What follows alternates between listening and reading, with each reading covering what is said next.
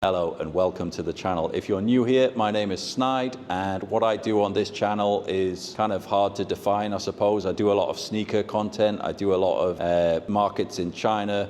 I do real versus fake stuff. I like to go and explore different places around the country, but this is the first time that I have done a video about why I love living in China. And I know there's lots of videos out there, and I see the same comments under each one. The usual suspects popping up going, oh, you're paid by the CCP, you're a shill, blah, blah, blah. Look, my opinion will never be for sale. No one can pay me enough to change my opinion. I always speak from the heart, and there's a few reasons why I want to make this video. And it's not because I'm being forced to by any means. It's because I feel very privileged and fortunate to live in China. And I've been here now for 12 years, quickly approaching 13 years, which is a heck of a long time to live in a foreign country. And over that time, I've seen many changes for the positive, for sure.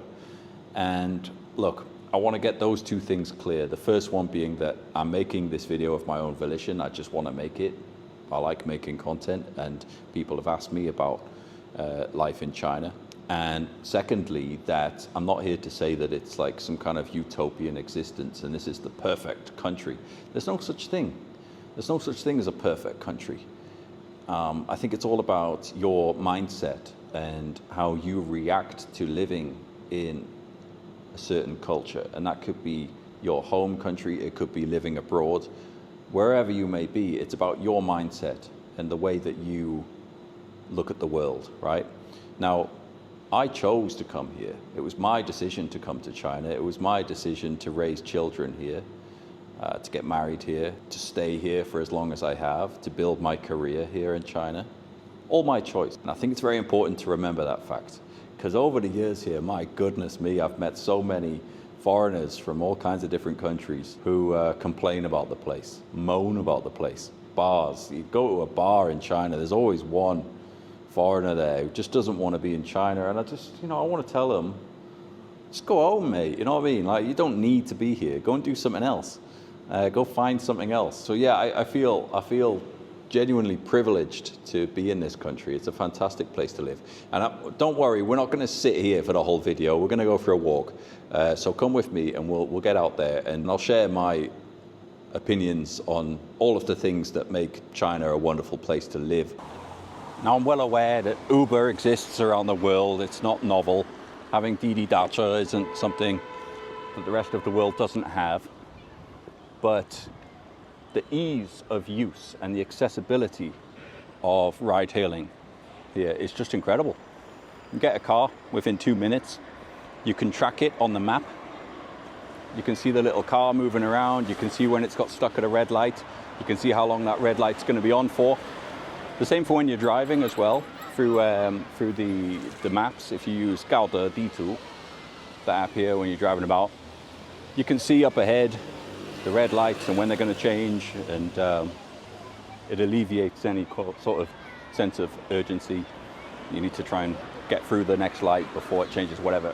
But that convenience also extends to so many areas of life here. So I think the main point here is that there's one centralized app that you can use. I mean, everyone knows about WeChat. If you know anything about China, you know that everyone's on WeChat. But the fact that everyone uses WeChat and every business uses WeChat means that it's all you need on a daily basis. You can go out with one app. You can get your deliveries from the boxes that they put it in. I'm trying to think what they call it in English, a Hive box, I think. You scan that, get it out. Sometimes if you've left it too long, you have to pay like a nominal figure, like 1 or 2 RMB. You can order your food through WeChat and get it delivered. You can scan the little box that they put your food in as well. The Waimai, the little storage thing, which don't get vandalized, but that's maybe later on in the video. I did tell you I'm going to wander about with my train of thought. Might get derailed at some points, but yeah, that convenience of just accessibility and being able to have everything at your fingertips, it makes it so easy to navigate China. And I will add, I think I need to be mindful how I say this, because I don't think it's a positive to live in a foreign country and only use English or only use your mother tongue. I think it's your responsibility to learn the language of the land you're living in. Even if you're not good at languages, just learning a little bit, just out of respect, goes a long way. But on the subject of convenience and accessibility, you can get by in this country using only English, which people might find hard to believe. The place is set up in such a way that you can live here without knowing any Chinese at all. So, you know, you arrive, let's say, for example, I was at Shenzhen the other day, and that's a good example. You arrive at the train station, it's all been done bilingually, all the signs, all the announcements are in English and Chinese. They don't have to be, but they are. If you've never used WeChat or Didi to get a car, there's instructions how to do it.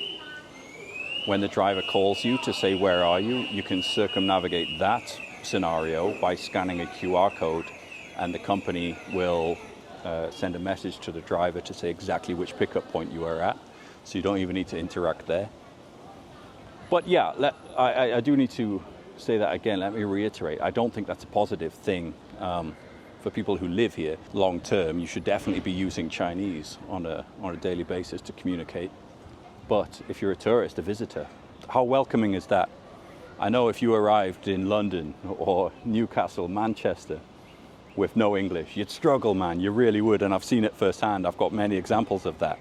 There's been times when my wife, who is Chinese, has had to help translate at the border, at the passport control, because the fella behind the desk couldn't find any other way to communicate. That's on him more than anything, but he asked my wife, a foreign national, to help him translate to find out where this older couple was going. And I've done the same as well. I've also translated for an older guy who just had a scrap of paper on him with instructions of where to go, and I've helped him out.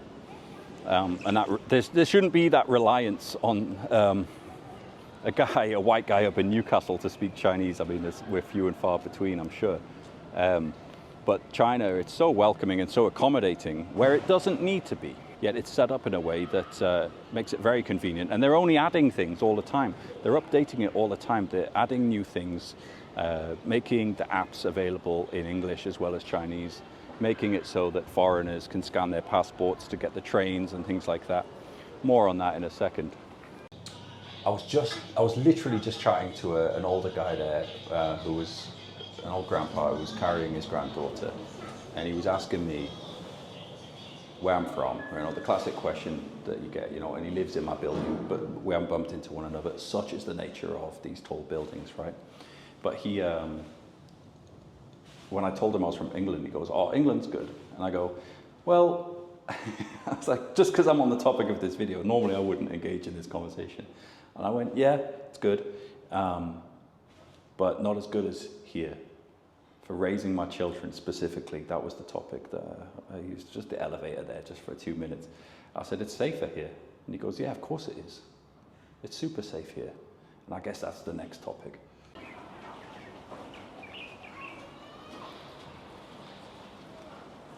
Now that is a kind of a neat segue into the topic of safety, but the two are so intrinsic to one another. They're interconnected, that convenience and safety and technology, and then a byproduct of that, surveillance here in China, are so interconnected. So I've never really thought about it that much because I've lived here so long, but just now when I was coming home, I used WeChat to hail the taxi. My wife's got the car today. I paid with WeChat. I then scanned my face to get into my apartment complex. I then scanned my face to get into my building. And then I used a passcode on the touchpad on my door to get into my house. So I haven't used a wallet or keys. And that might make you think, well, maybe it's not so safe. But it really is safe, and it's safe for a reason. And that reason is that everything here is connected to your ID card, or for foreigners, your passport. And that is potentially a heavy topic, you know, but I'm here to share my opinion on it, and that's all I'm doing. I'm of the opinion that I'm willing to give up certain so-called freedoms to be under surveillance, as it were, when I'm out in public, or when I'm using public transport, or if I'm getting the equivalent to an Uber in the West, or if I'm going to a concert,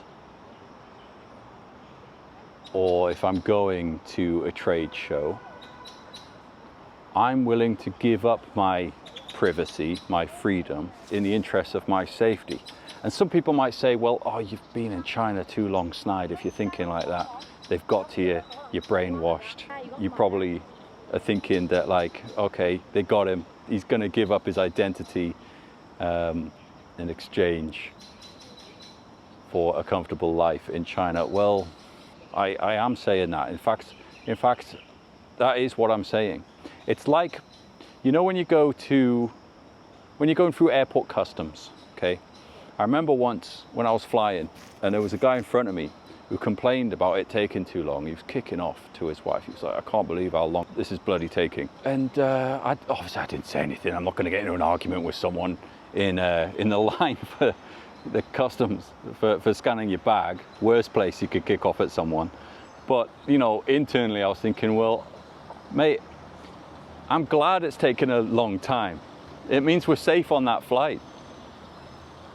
I want them to check me. I want them to say, take your shoes off so I can check inside your shoes. I want them to check my bag and go through my bag. I want them to do that when I'm getting the plane.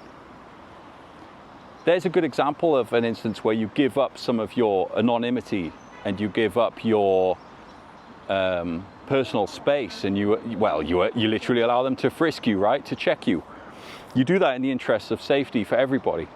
Well, I think that's perfectly applicable to elsewhere in life. Okay, not at all times, but if I'm going, for example, when I went to the Canton Fair the other day, when you get your badge, it's connected to your passport, right? You have to show your passport when you pick it up, and obviously to register for the card in the first place. On the way in, they take a picture of you. You go through the security screening thing. They'll scan your bag or whatever. But as you're wearing the badge with the barcode on it prominently displayed, they also take a picture of you for their system so that you can be tracked within the place. And that's a place that has 60,000 vendors. So I don't have a number off the top of my head of how many people are there, but I'd like to think that someone's checking who they are. Same as a concert.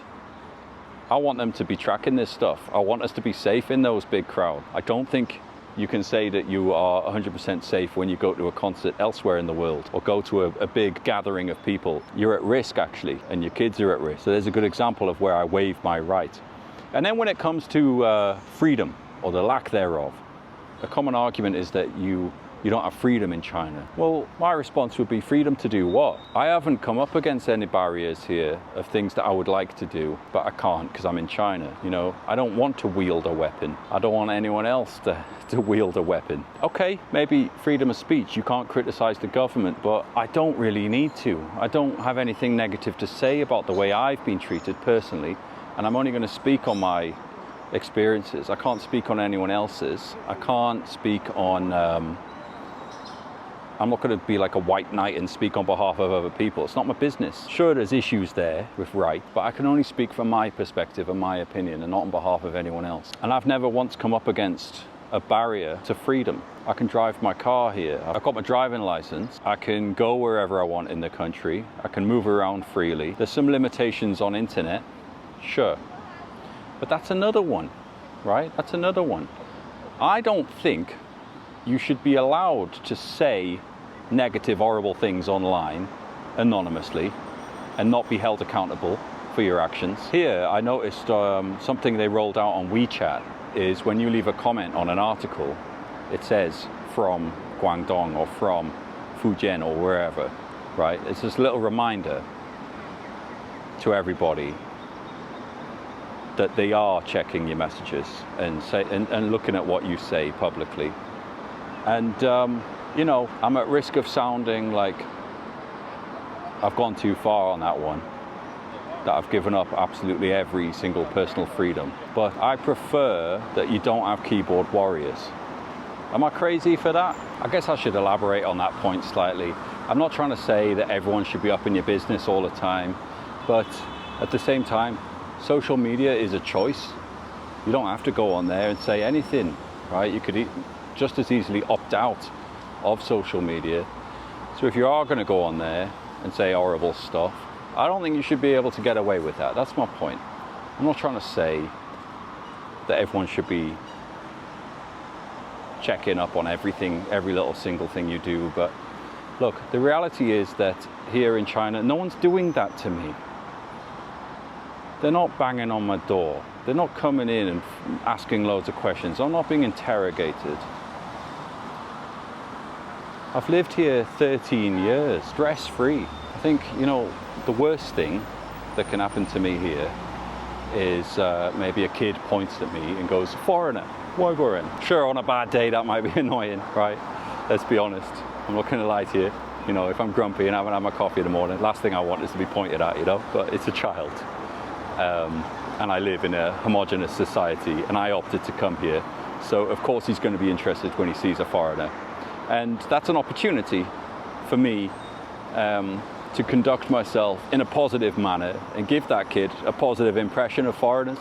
Because here in China, when you come here, you're no longer from England, Russia, wherever. You are a foreigner. You're a Waiguoren from foreign land. It's irrelevant. So in my daily interactions, you know, it's not like I feel under pressure to act a certain way, but I am also at the same time acutely aware that I am a foreigner in China, a foreign national. And, you know, maybe, for example, like if I acted negatively or poorly, I'd be made an example of. Sure. I've seen that happen in the news. I saw like there was a guy who was he was driving. I think he was like a ski instructor, and he was driving the wrong way down a road, and he was flipping off the other cars, making hand gestures and all sorts, acting, you know, terribly. Which is just normal stuff, right? It's just normal road rage stuff. You can't do that as a foreigner because, you know, well, the guy lost his job. Maybe he even got deported, which may seem harsh. But at the same time, you know where you live in, you know where you've moved to. Show some respect for the place and show some respect to the people here who, as I mentioned before, have been incredibly gracious in welcoming you and making it such a convenient place to live with all the bilingual signs. Just make sure the kids aren't in shot there.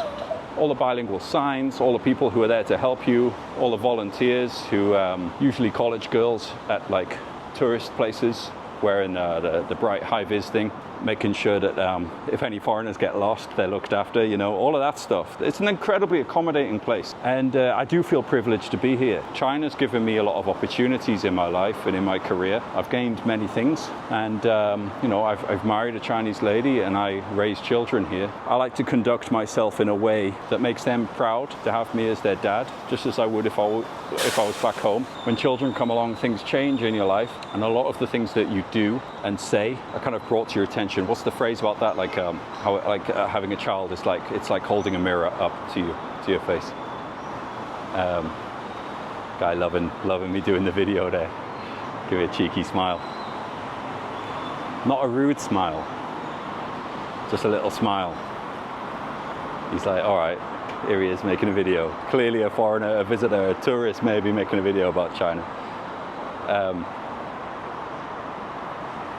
Just let this lady past. Wasn't I just saying that everyone should be under surveillance? By the government's one thing, by me, someone else. Yeah, where was I? Lost my train of thought.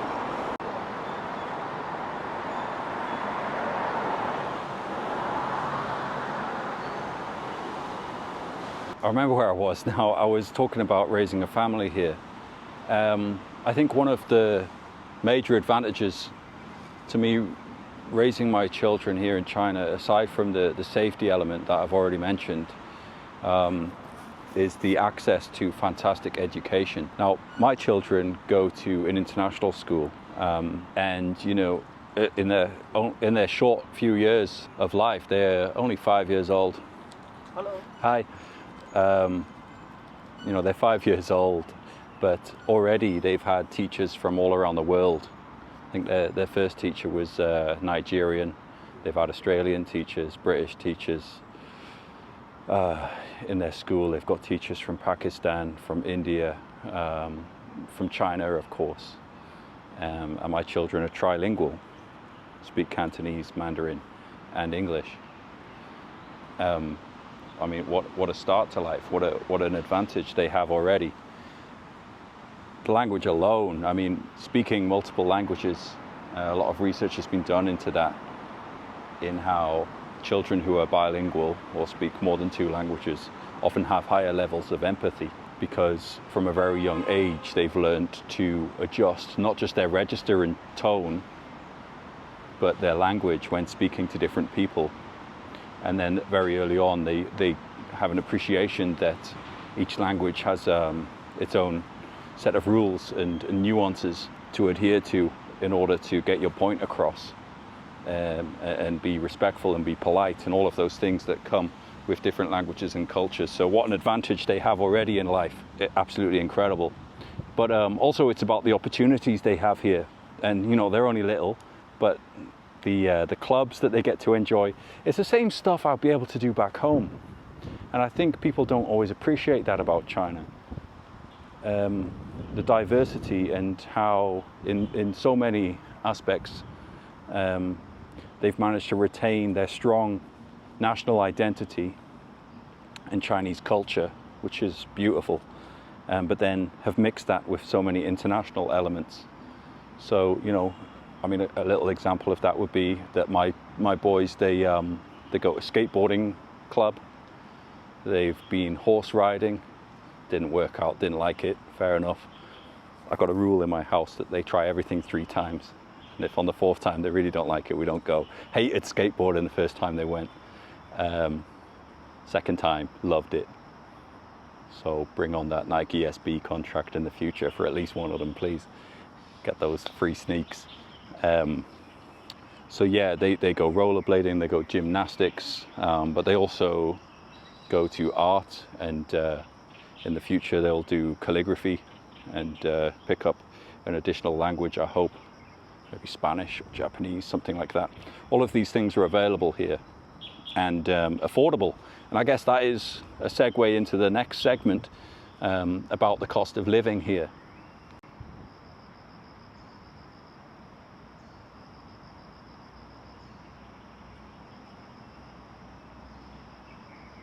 How good is that? How good is that? I'm using my new DJI Pocket 3 with the Mic 2. And I haven't even touched upon the technology in this country because it's unreal, man. But yeah, cost of living, I mean, this place is incredibly affordable. It really is. You can really, you're not struggling to get by, and neither are most people.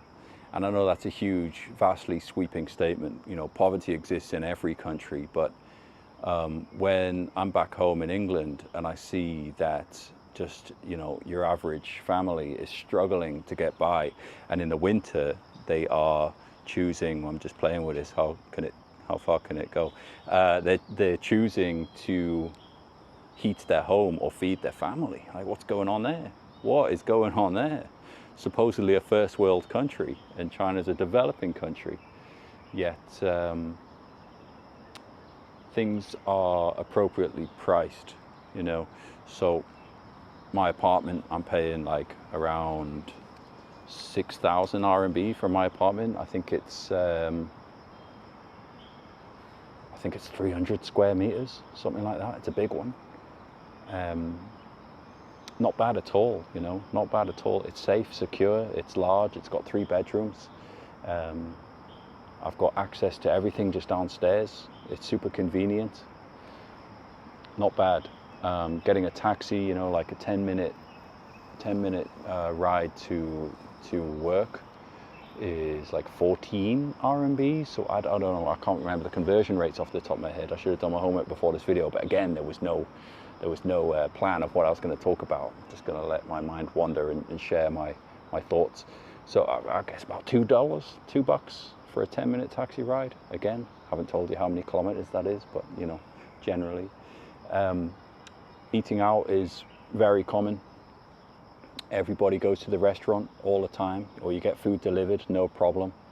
And the food is, of course, wonderful. I think I could do a whole separate video about the food options that are available here, because, I mean, the variety is just outstanding, as it is anywhere in the world. But when it's affordable, that really opens up the doors of what you can eat over here. So, yeah, moving on, we'll go to our next topic that I think is about technology. So China is a country that is so rapidly developing. I mean, it's mad how quick it's changed in the 10 years I've been here. When I first came here, using phones, man, we had, what was it back then? Like GPRS internet? I remember it was a little E, it was the Edge, I forget what it was called. And then I remember we got QQ on our phones, and you hear that noise on all the buses, everyone on QQ chatting away. And it was novel then. Obviously smartphones had been out for a little bit, but man, has that changed. And that's the same around the world, but China really embraces it. That's the difference. They absolutely embrace this new technology. And the greatest example of that would be the cars. Some of the electric vehicles out here are just on another level, man. I was trying out the Li Mega the other day. I might do a separate video on that. I might just leave it to the car experts, because I don't know exactly, you know, the specifics and the inner workings of a car, any of that. You know, I'm just a normal dude, so I can't appreciate all the gadgets that go into it, though, because I was checking out the Li Mega, right, and it has this function where the passengers in the back 2 rows, as they tilt their chair, or you tilt backwards, the TV screen that's coming down from the roof of the car tilts to the right angle, so that you don't have to strain your neck to try and get it just right. That alone is incredible. So just little things like that, you know, the fact that they are now far surpassing the technology that you'd see in a Tesla, and the options and the affordability of these vehicles is just so superior to anywhere else in the world. Like, if I wanted to buy a car of that caliber back in England, it would just cost me a phenomenal amount. It would be outrageous. But here, all the cars on the road have this technology. They're all new cars. You don't see any old cars. And most of them are electric vehicles. So say what you will about China and pollution. Man, is it green and getting greener. Maybe you can see from this park I'm in today, just beautiful. It's just rained, so it's very quiet here. But it's also quiet because the vast majority, and I should probably do some homework. You know, someone, if this video picks up any traction, someone will be saying, oh, you should really know what you're talking about before you open your mouth. Good point, sure. But I will tell you that from my experience of what I see every day when I'm driving or when I'm traveling, most of those cars are electric now. Most of them. Especially because my boys like to point out the ones with the green number plate that are electric. So they are definitely, there's more electric vehicles on the roads now that I have seen in my city than there are petrol.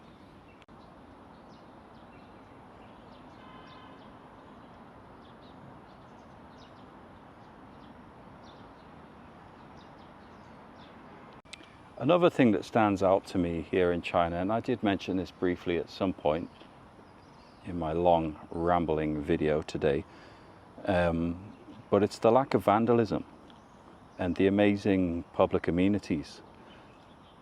Yeah, lovely parks exist around the world. I've got parks back home in England, and fortunately I do have a home in, like, just outside the boundaries of a national park.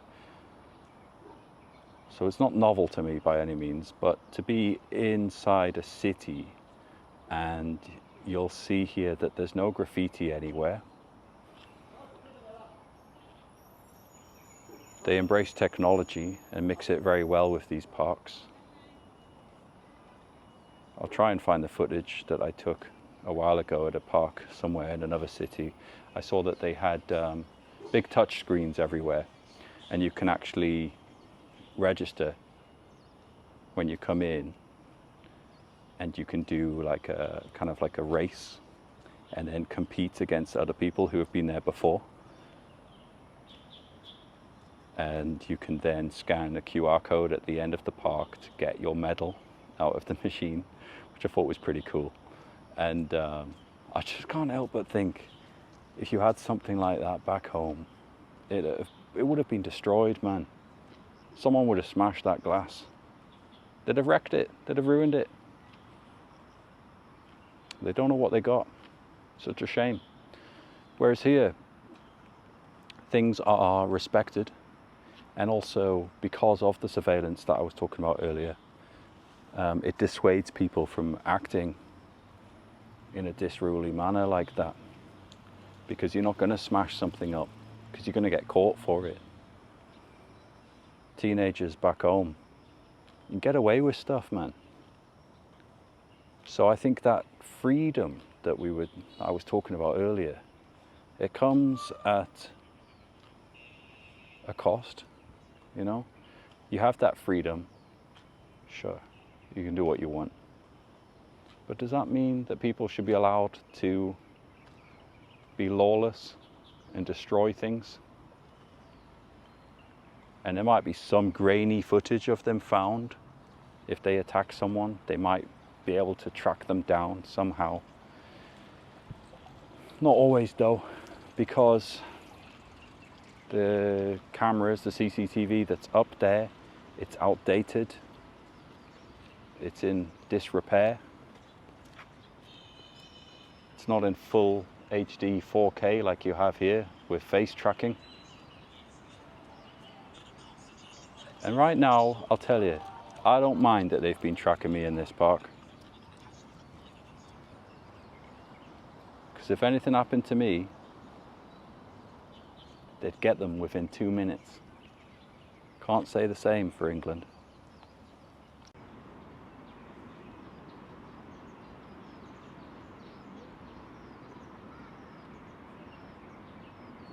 Now, I guess as I round the video off, I don't want you to get me wrong. I don't want to come across as like this overly zealous, positive dude. Like, I'm in a good mood today. I'm having a good day and I'm out in the park. Birds are tweeting. The bullfrogs are chirping. It's good times. Nice to have a walk like this after work, just to relieve the stress of anything that happens in the workplace. But my point is not to just be this overbearing. I'm not here just to sing the positives of China. There's negatives, sure. There's negatives to be found anywhere in life, anywhere you are. But like I was saying at the start of the video, it's about your outlook on life and keeping things positive. You only get one life. What's the point of spending it stressed out and angry about someone else's country where you don't live? I think if you're going to go into a place with that mentality of comparing it to home negatively, you're never going to see the positives. But I am a balanced person. There are things here that I don't like, but they are beyond my sphere of control, so I let them be. There's things that I don't like that are within my remit. Like, I'm not a big fan of massive crowds, and this video today is giving a fairly deceptive view of China because it's a work day. It's about 6 p.m. now. I'm in the park and it's quiet. Got nothing for you, mate. But when it's a holiday, national holiday, things get hairy, man. It's crazy. You know, you can't move for the sea of people. You go to a tourist spot and you'll spend more time battling away through crowds than you will actually enjoying the thing you went to go and visit. So I don't go. I don't go there when it's a tourist holiday. When it's a national holiday, I avoid the places that are going to be full of people. Yet at the same time, you know, those crowds that I don't like, that's a fact of life here for many people. 对啊，是那个新的 DJI 好厉害的啊。You can believe the size of the camera. It's tiny. Yeah, that's a fact of life for so many people. You know, you get limited holidays, so of course you're going to spend them going to the tourist spot. You know, I don't like that. I don't know if the mic picked that up. I don't like that gabbing, spitting. But I'm not going to let it wind me up, man, because what's the point of that? Second one. I think he's done now. He's got it out. I don't like that at all, but I don't do it. He can do it. I don't like lots of things in life. I don't like when people chew their food too loud, but if you let these things bother you, you're going to have a bad day and you're going to ruin your own time. Good example of that was once I was driving my motorbike here back in the day, and someone cut me off and nearly knocked me off my bike, right? I was furious, man. I was furious. And my girlfriend, now wife, sitting behind me, she was like, calm down, he didn't even see you. He didn't even see you. And here's you, angry, half an hour later, you know, as we're sitting down, going in the restaurant, I'm still kicking off about it. I can't believe he did that. She said, well, he didn't even notice you. And he's probably having a great time wherever he went. And here's you ruining your own day. And it stuck with me, that life lesson. That really did. It hit me, because I do that in so many areas of life, that if it's out of your control, don't stress about it, because you're just going to give yourself a headache, give yourself a bad day, a bad week, and a bad life. What's the point, man? So yeah, I do try to focus on the positives. Of course I do. I'll do that with most things in my life, because I try to enjoy my life. It doesn't mean I'm ignoring the negatives. It just means that if they don't affect me directly, or if they don't impact on my day, or they don't have to, I won't let them. I'll address the things that are within my circle of control and forget about the rest. So yeah, long rambling video. I don't know if anyone stuck it out for the whole thing. If you did, cool, thank you. If you didn't, you're not watching, so it doesn't matter. All right, maybe there'll be more of these videos. I don't know. For me, I do it as like a mental exercise. It's like how some fellas will go fishing. For me, it's a chance to go for a nice walk by myself, just for half an hour. Think out loud, get things off my chest. If you enjoyed watching, like, subscribe, do all of that stuff. What have I got coming up? Gonna go check out that toy market soon that I mentioned, the toy wholesale market. Until then, keep it snidey.